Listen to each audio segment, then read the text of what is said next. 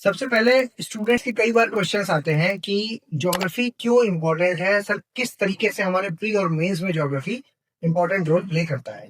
तो देखिए, सबसे पहले तो आपको यहाँ पर ये समझनी जरूरी होगा कि ज्योग्राफी एज ए सब्जेक्ट अगर हम बात करते हैं तो वो सिर्फ किसी एक एग्जाम निकालने के लिए जरूरी नहीं है।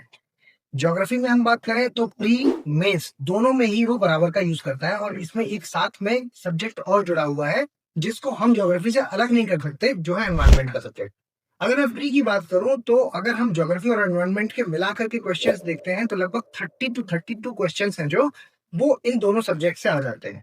तो यहाँ पर आपको प्री में बहुत हेल्प होती है। प्लस दूसरी बात, अगर मैं मेंस के बारे में बात करूं तो मेंस में भी 7 से 8 क्वेश्चन हमेशा देखे जाते हैं जो ज्योग्राफी से आते हैं। प्लस आपका एनवायरनमेंट सेक्ट वाला जो सेक्शन है वहां से भी मोर देन 50 मार्क्स का क्वेश्चन है जो वो देखने को मिलता है।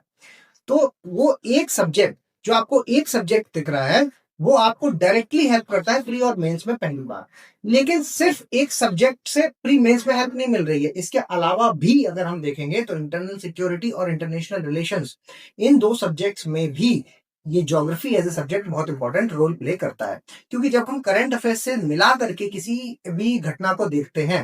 तो वहां पर क्या है, ज्योग्राफी का एक बहुत इंपॉर्टेंट रोल हो जाता है कि भाई कोई भी देश हमारे देश के लिए क्यों इंपॉर्टेंट है, उसकी वहां पर नेचुरल रिसोर्सेज कहाँ पर क्या मिल रहे हैं, कहाँ पर से हमें रॉ मटेरियल ज्यादा लेना पड़ रहा है, कहाँ से कम मिल लेना पड़ रहा है, सारी चीजें मिला करके अगर हम देखते हैं तो एक दो देशों के बीच का जो संबंध है वो किस चीज पर डिपेंड कर रहा है, वो उसकी जरूरत पर डिपेंड कर रहा है, और वहां पर ज्योग्राफी बहुत इंपॉर्टेंट रोल प्ले करता है। तो अगर एज ए सब्जेक्ट ज्योग्राफी आपका प्रिपेयर है, इंपॉर्टेंट है, और आपने ज्योग्राफी को पूरी तरीके से अच्छे से कंठस्थ कर रखा है, तो आप मान के चलिए कि यूपीएससी में कई सारे सब्जेक्ट्स में ये आपको हेल्प करने वाला है।